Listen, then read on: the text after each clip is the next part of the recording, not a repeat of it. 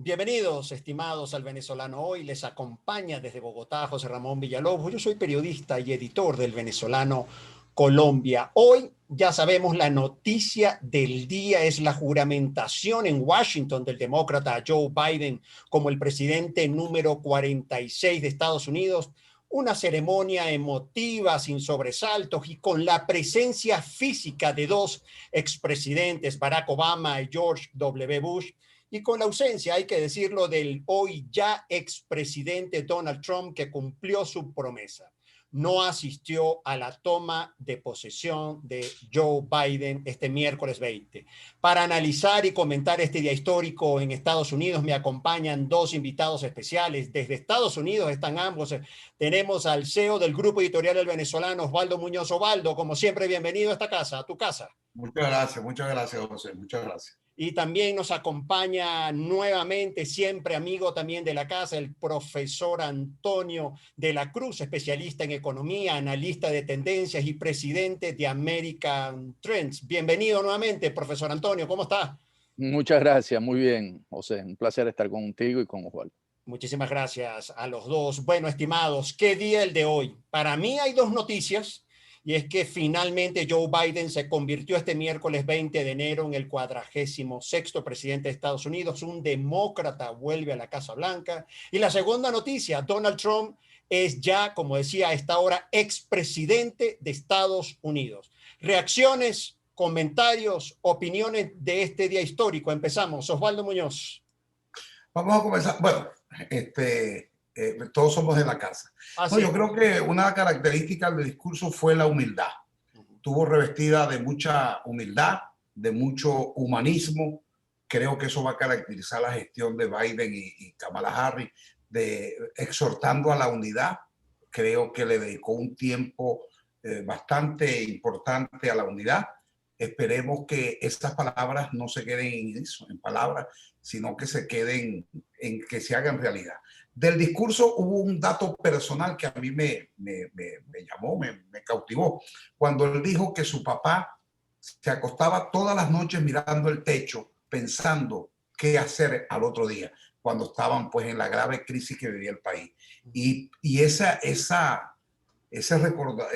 recuerdo que tiene el presidente Biden de su papá lo refleja diciendo pues lo que significa el sacrificio, lo que significa la humildad, la pobreza y la lucha que tenemos que hacer todos para salir adelante. Yo creo que hoy comienza un nuevo estilo de gobierno, como sabemos, son dos estilos completamente distintos, una nueva visión política. Los demócratas tienen una visión más amplia, más liberal, una visión, esto es una apreciación muy personal, más humanística, que le da al ser humano una importancia muy importante, le da una importancia muy relevante. Gracias, Osvaldo. Profesor Antonio, sus reacciones, opiniones, comentarios. Sí, hoy es un día importante porque las instituciones en Estados Unidos funcionan. Esta democracia de 244 años muestra nuevamente su fortaleza. Es que los tres poderes hoy se reúnen para juramentar al nuevo presidente de los Estados Unidos. Y en ese sentido le da mucha fuerza en términos de la institucionalidad, algo que no se había presentado porque se asumía que podía ser violentada ese elemento. Y vuelve nuevamente este gran país a decir la democracia es el eje central de lo que ocurre en este país y por lo tanto Joe Biden también muestra esa cara y muestra un futuro donde básicamente genera una serie de compromisos porque va a tener que mostrar la unidad con acciones, porque sabemos que lo que hasta ahora ha sucedido es un país polarizado. Entonces tiene el gran reto con su acción, porque hoy vimos la palabra y tiene que acompañarla con la acción de esa gran unidad que requiere este país para enfrentar los grandes retos que tiene en el mundo internacional y internamente. Para poder enfrentar a China necesita una gran unidad nacional. Veremos si en las próximas horas y días esto se traduce en acciones concretas.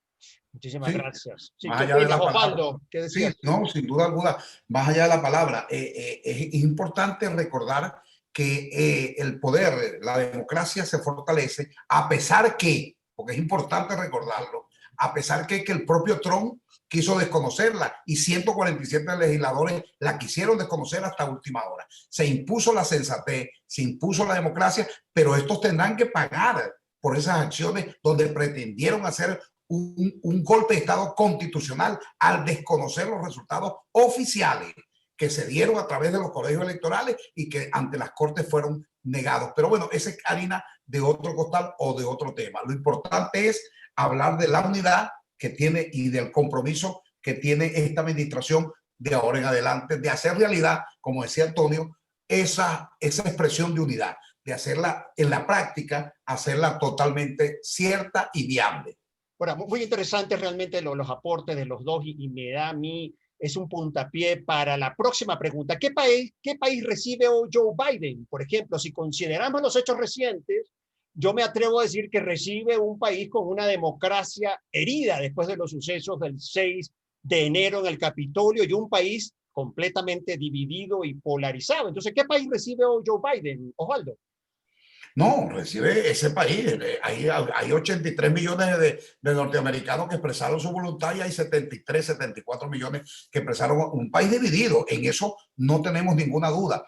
Y lo importante no es que esté dividido, porque siempre van a haber republicanos y demócratas. Lo importante es que en temas fundamentales, en temas primordiales, prevalezca la unidad.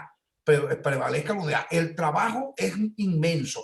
El trabajo que tiene la administración de Biden y Kamala con la pandemia, por ejemplo.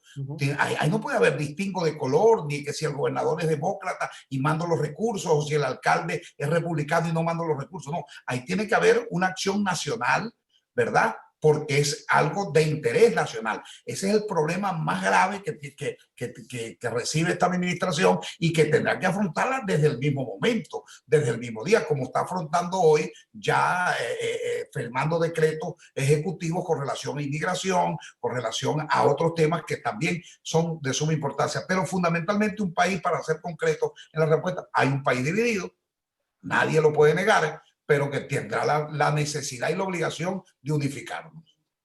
Profesor Antonio, ¿qué país recibe hoy Joe Biden? Recibe un país, como lo han dicho Osvaldo, es un país polarizado, un país donde hay que tejer muy bien, porque son concepciones de lo que quiere cada uno distintas.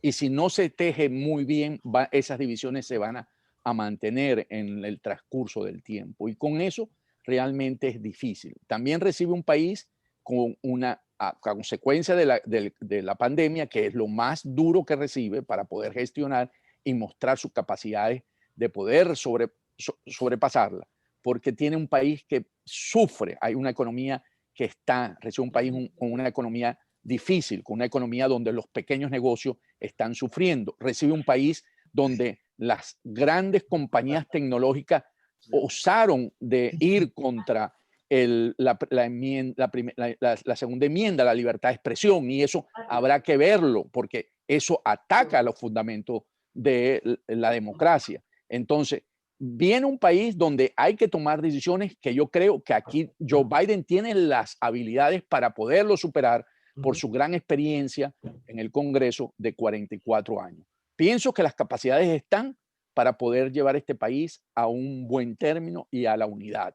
Pero tiene que Joe Biden tomar esa decisión, porque si vemos en el Congreso las acciones de Nancy Pelosi, podemos estar viendo que podía no favorecerle el ambiente que él necesita para construir las bases de lo que está buscando. Estimados, y política exterior. De este lado del continente, en América Latina, hay mucha expectativa con esta toma de posesión, con este nuevo gobierno de Joe Biden. ¿Venezuela ocupará realmente un lugar en las prioridades de la nueva administración demócrata en Estados Unidos? ¿Abandona Estados Unidos el apoyo a Juan Guaidó y negocia con Nicolás Maduro? Osvaldo, ¿tu opinión? No, yo no, primero no creo que forme de las prioridades. Hay prioridades de prioridades. La China es una prioridad. Trump dejó las relaciones internacionales deterioradas, la imagen del país por el piso. O sea, hay un trabajo internacional sumamente importante, ¿no? La salida de la Organización Mundial de la Salud, este, el acuerdo climático, en fin, Sí, la acuerdo relación de París, internacional norteamericana uh-huh. Está bastante compleja. Venezuela no será una prioridad, pienso yo, ni en los primeros 100 días, ni en las primeras acciones del gobierno. Creo que se va a mantener el reconocimiento a la oposición y presumo que va a haber una revisión definitivamente a las sanciones, porque Antonio, tú que eres sin duda mucho más experto que nosotros, porque yo por lo menos, las sanciones por per se no han resuelto el problema, y no han resuelto el problema en Cuba, que tiene muchos años con sanciones, no nosotros que tenemos 1 año o 2 años con sanciones. Entonces yo creo que esas sanciones hay que revisarlas de manera definitiva, porque unas sanciones aisladas no llevan, como en efecto no han llevado a ningún resultado. En concreto la pregunta, José, si Venezuela será una prioridad, pienso que no, por lo menos en las primeras de cambio, y porque hay muchas cosas que arreglar a nivel de relaciones internacionales después de estos 4 años. Sí, de hecho algo decíamos en las respuestas del país que recibe Joe Biden, y realmente hay muchos desafíos y retos que tiene el propio país, Estados Unidos. Profesor Antonio, su opinión entonces, ¿ocupará realmente un lugar en las prioridades? ¿Apoyo a Guaidó? ¿Se abandona y negocia con Maduro? No, Venezuela seguirá siendo un tema importante, pero no estará en las primeras acciones que va a tomar, porque encuentra cosas, el plato lo tiene muy lleno de cosas que son mucho más en términos de política exterior para los Estados Unidos que la misma relación con Venezuela, pero sigue siendo importante con lo que significa, recordemos que aquí en el 2022 hay otra vez elecciones para 1/3 de la Cámara de Senadores y de los representantes, y acaban de tener un revés en la Florida que van a querer recuperar. Entonces Venezuela no es que no está ahorita, no va a estar en los primeros 100 días definitivamente. Ellos les quieren dar lo que yo entiendo un tratamiento con la región, pero sigue siendo importante, y ahí hay que incluir cuando Anthony Blinken fue ayer interpelado en el Congreso, en la Cámara de Senadores, para ratificarlo en el cargo. Él dijo: reconocemos a Juan Guaidó y sabemos que Maduro es un dictador muy fuerte. Entonces, hay realmente mantiene la línea de la administración Trump en ese sentido. Y sin embargo, como dijo Baldo, van a revisar las sanciones, hablan que las sanciones tienen que ir directamente a las personas que le afecten y quieren usar la presión multilateral. En ese sentido, ellos van a buscar una manera de poder llevar al régimen de Maduro a una negociación, que es básicamente. Aquí el gran riesgo, Osvaldo y José, es que nos hagan ir a unas elecciones gobernadores y de alcaldes a cambio de una certificación para poder salir un poco y llevarnos en ese camino. Y sabemos que Maduro, al estar en la presidencia y mantenerse, va a continuar con su proyecto político. Entonces, tiene un reto, lo va a hacer, no va a ser a su tiempo, no va a ser inmediato, pero dejó dicho ayer el hombre que se va a encargar, el secretario de Estado próximo, que reconoce a Juan Guaidó y a la Asamblea Nacional electa en el 2015. Claro, eso es muy dinámico, ¿no? Fíjate que fue dicho en el marco de las interrogaciones, de la interrogación, ¿no? Para confirmarlo en el cargo. Y la política, como Antonio lo sabe y lo sabemos también, es muy dinámica y puede que dentro del plan de la negociación, pues como sabemos, la política es el arte de la negociación, eso, mira, yo adelanto las elecciones presidenciales, tú dejas de reconocer a Guaidó, me quitas las sanciones y vamos a elecciones libres supervisadas por organismos internacionales. Todo eso puede formar parte de la baraja de los presos que están, los norteamericanos que están presos en Venezuela. Todo eso a mí me llama la atención, Antonio, y de manera, no digamos grata, pero lo veo con complacencia, la designación del presidente del Comité de Política Exterior de la Cámara de Representantes. Un hombre amigo de Maduro, que perteneció a aquellos que se conocimos como el Grupo de Boston, del ala liberal, no radical, pero sí mucho más liberal dentro del Partido Demócrata. Y todas esas cosas, yo digo, yo siempre, y lo he dicho hoy varias veces, quien resuelve el problema de Venezuela y cómo lo resuelva, no nos interesa. Lo que nos interesa es que lo resuelvan. Que resuelvan el problema político que afronta Venezuela. Lo que hizo Trump anoche, que para mí fue una bofetada, firmar eso 24 horas antes, dice, no importa, bienvenido, pero tuvo 2 años para hacerlo, pero como él siempre nos trató como nos trató, lo dejó para última hora. Pero lo que haya que hacer, haya que realizar para salir de la crisis política venezolana, creo que hay que buscar las alternativas, porque las que hemos usado hasta hoy, 20 de enero, no han servido. Sí. Allí Biden entra con una buena mano en el sentido de que tiene herramientas para poder ir a esa negociación. Biden realmente está entrando con una muy buena mano para poder lograr una buena negociación. Si la usa para generar ese cambio, porque él tiene a un Maduro contra la pared en términos de ingresos lícitos, ¿verdad? Realmente lo que recibió el año pasado por exportaciones petroleras fueron 1.500, lo neto, 1.500 millones de dólares. Entonces, tiene un país que no tiene los recursos suficientes. Sí. Tiene que ya en la crisis interna lo tiene a él, aunque él se sostiene con esa crisis, pero tiene una crisis que resolver hoy. La Organización Panamericana de la Salud dijo que no le va a vender las vacunas a Venezuela si no las puede pagar.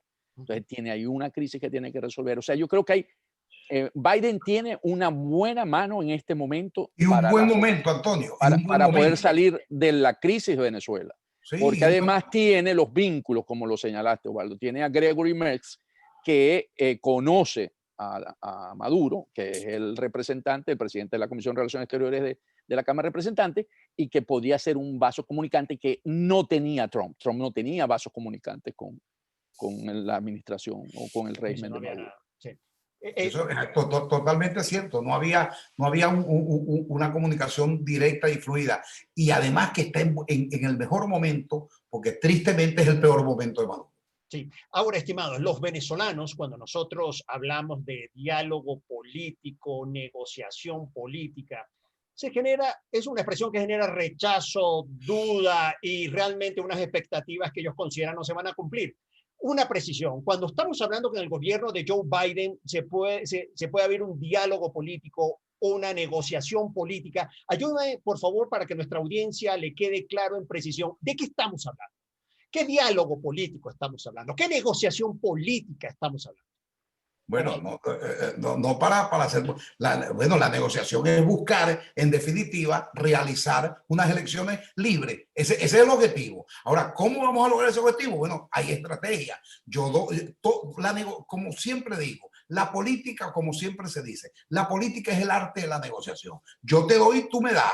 Yo te quito las sanciones, me liberas los presos políticos, te quito la otra sanción, vamos a elecciones libres, supervisadas, con un padrón electoral distinto y con Consejo Nacional Electoral. En fin, esa es la negociación.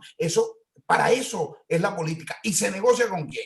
Se negocia con el enemigo. Tú no vas a negociar con el amigo porque con el amigo tú conviene, pero con el enemigo político, en este caso, es el que tenemos que negociar. Porque además, y que Antonio me ilustre más, porque domina esto mucho más que yo, no ha habido lo que hemos utilizado hasta ahora, Antonio, no ha resultado. Si no ha resultado, tenemos que buscar otras vías.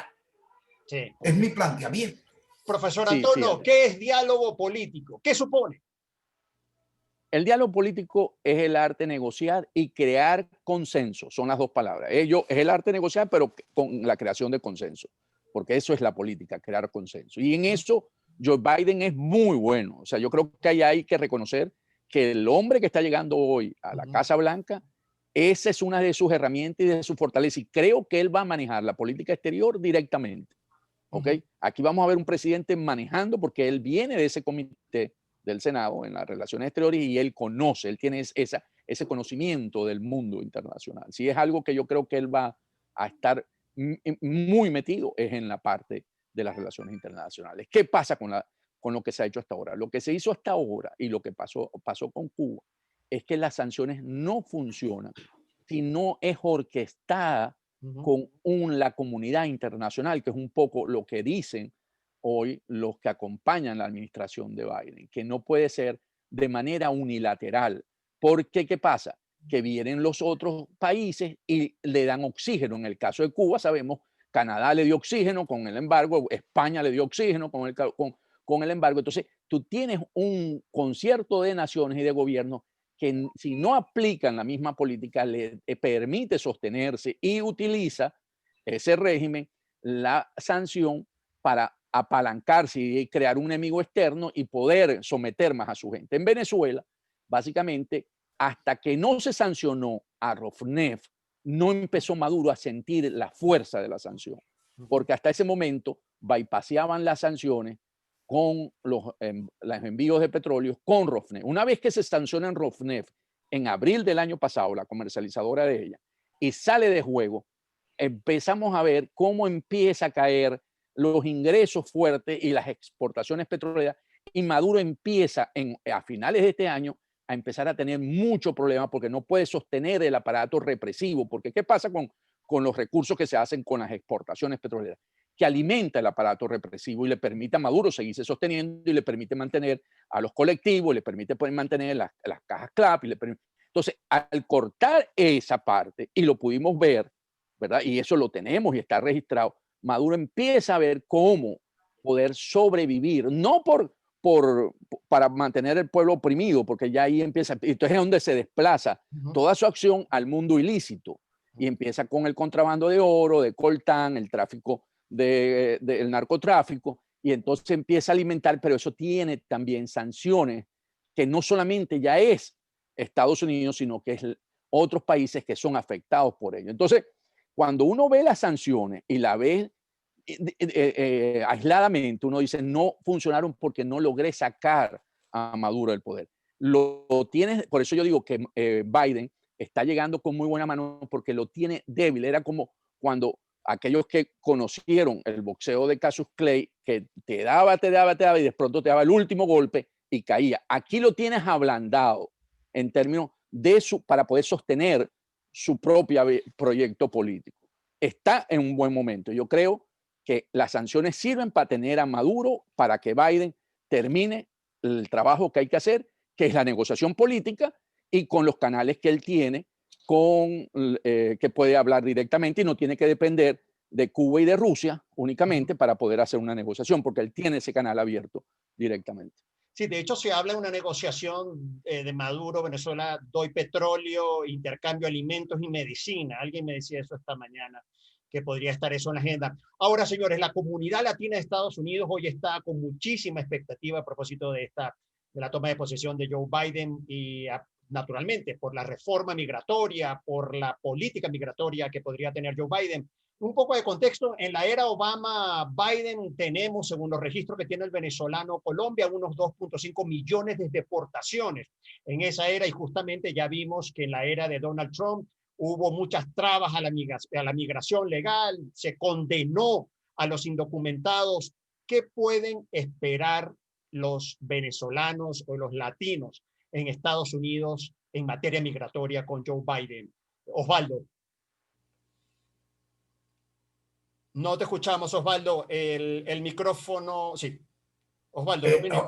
Hoy mismo el presidente firmaba para enviar al Senado la legalización de casi 12 millones de inmigrantes que están indocumentados. Es un paso extraordinario que evidencia el interés que tiene el presidente Biden de cumplir la promesa electoral y de legalizar los casi 800,000 soñadores que han venido pues dando tumbos y tambos, sobre todo en los últimos 4 años, que se les ha hecho la vida casi imposible. Esos dos gestos, esas dos demostraciones, evidencia el interés que tiene la administración para cumplir el compromiso con los indocumentados y con los soñadores. Hoy, el acto de hoy tuvo algunos elementos para nosotros los hispanos muy significativos. O yo creo que se representó lo que es este país, la mujer, los afro y los latinos. Tuvo Jennifer López, que además aprovechó un momento importante para enviar un mensaje en español. Pero además la ceremonia de juramentación de Kamala Harris, que es la primera mujer que es afrodescendiente, es asiática, pero afro, es mujer, como decimos, de la minoría, y la jueza Sotomayor, que fue la que le tomó el juramento. Eso dignifica, no solamente nos dignifica a nosotros como hispanos, sino evidencia la importancia que se le dará a las minorías y que se le dará a esos sectores en este gobierno del presidente Biden y de Kamala Harris. Yo tengo mucha fe de que no se repitan los errores que repitió el presidente Obama, perdón, que cometió el presidente Obama, que se convirtió en un momento en el mayor deportador de inmigrantes, y que el vicepresidente era Biden, pero no era el presidente. Ahora ha hecho, con este gesto de hoy, ha demostrado que va a cumplir el compromiso y que los soñadores, estos jóvenes soñadores y estos casi 12 millones de inmigrantes podrán iniciar el camino directo a la residencia y 3 años después a la ciudadanía.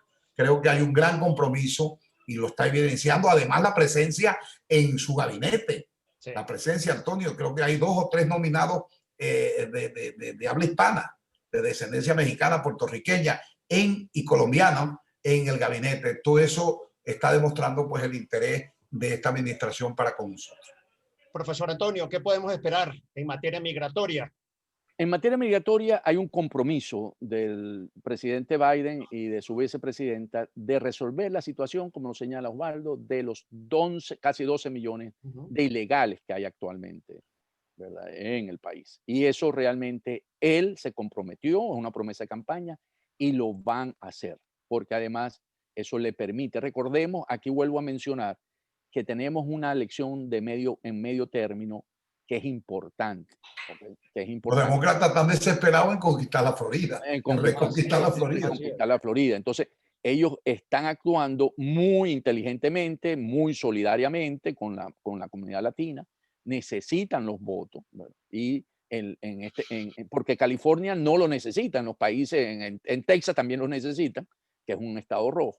Entonces, rojo, cuando digo, quiere decir que es republicano. Y Georgia que lo perdieron. Y Georgia lo necesita. Entonces, eso va a ocurrir. Y la de los Dreamers o los soñadores también, que va.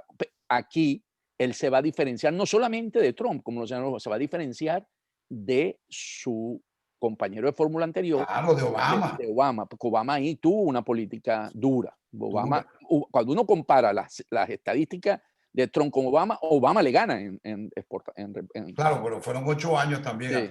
Sí, claro, bueno. Habría que ver los primeros 4 años. Pero no, Obama fue el presidente que más deportaba. Pues, tenemos 2.5 millones. Se ganó ese calificativo, el presidente deportador. Entonces, aquí Biden va con una agenda mucho más solidaria y realmente, porque además esa población es una población que hace el trabajo que ya el gringo promedio no le gusta hacer, que es recoger en los campos, ¿verdad? Es el trabajo se quiere ver, de menos calificación. Entonces, también es una fuerza laboral que se necesita y hay que regularizarla para que pueda pagar impuestos, pueda disfrutar de los seguros, pueda hacer todo lo que hay que hacer con una ciudadanía. Y son 11 millones, si tú lo metes en los 300 millones que somos, aquí en Estados Unidos, es realmente una porción muy pequeña. Bueno, estimados, ya para terminar este contacto, la verdad que en el Venezolano hoy agradecemos la participación de 2 amigos entrañables de la casa desde Washington, el profesor Antonio de la Cruz y Osvaldo Muñoz, nuestro CEO del Grupo Editorial El Venezolano. Estimados, yo me voy con la pregunta que nadie se atreve a responder, pero yo la voy a formular. ¿Se restablece la democracia en Venezuela en la administración de Joe Biden? Osvaldo. Para besarse necesitan 2 bocas. Es muy difícil besarse uno mismo. Entonces, es posible que exista la voluntad de la administración de Biden, de la Unión Europea y de todos estos países, pero si no existe medianamente la posibilidad del régimen o del gobierno de Maduro, va a ser muy difícil. Pero como bien acertadamente lo dijo Antonio, me recuerdo, Antonio, aquel locutor Miguel Todé. Sí, me acuerdo. Muy joven todavía para No, Miguel Todé, me acuerdo. Que claro. Se caía Betulio, pega Betulio y se cayó, fue Betulio. Bueno, así está ahorita Maduro. Pues Maduro está mal, le doblan las piernas, Maduro se ve mal, diría Miguel Todé, hay que rematar. Ahora, la manera de rematar es la gran ventaja que tenemos, que Biden tiene todos los recursos y el conocimiento, como acertadamente lo dice el profesor de la Cruz, porque ha tenido experiencia en este tipo de cosas, en poder colocar los elementos puntuales para poder resolver el problema. Pero en definitiva se necesitan dos. Bueno, profesor. Aquí yo le agregaría solamente, porque coincido en esa visión de Osvaldo, también que la oposición venezolana sea inteligente en este momento y facilite, ¿verdad?, que este proceso llegue a feliz término y no empecemos a pelearnos entre nosotros y a creer que la solución la tiene X, Y o Z y saboteemos ese proceso. O sea, si nosotros, meto aquí la oposición venezolana, entiende el momento en que estamos y que se puede lograr y facilitamos que eso se dé, yo creo que podemos llegar a un feliz término. Porque se necesitan que besen dos, pero hay uno que tiene que facilitar. Bueno, estimados, profesor Antonio, usted está en Washington. ¿Cómo estuvo Washington hoy? Un breve reporte. Bien frío. Bueno, por supuesto, estaban las calles cerradas, muy cerradas. Fue muy controlado el evento y va fluyendo. Hay todas las actividades. Realmente se respira que hay un cambio de gobierno y eso es bueno, tanto para el país, para la ciudad como para el país. Bueno, muchísimas gracias. Les agradezco a los dos, sinceramente, por haberme acompañado en esta transmisión especial a propósito de la toma de posesión. Tú sigues en Washington. Yo estoy en Washington. Yo le pregunté al profe Antonio, pero parece que coincidíamos y ya estamos exactamente en vivo desde Washington. Bueno, señores, la verdad que ustedes, como siempre, para mí, yo estaba realmente deseoso de hacer esta transmisión, de tenerlos a ustedes dos desde Estados Unidos para poder comentar este hecho no menor hoy, definitivamente, en Estados Unidos y para las Américas. Gracias, profe. Gracias. Osvaldo, un abrazo y a ustedes como siempre. Nos vemos el viernes. Chao. Gracias.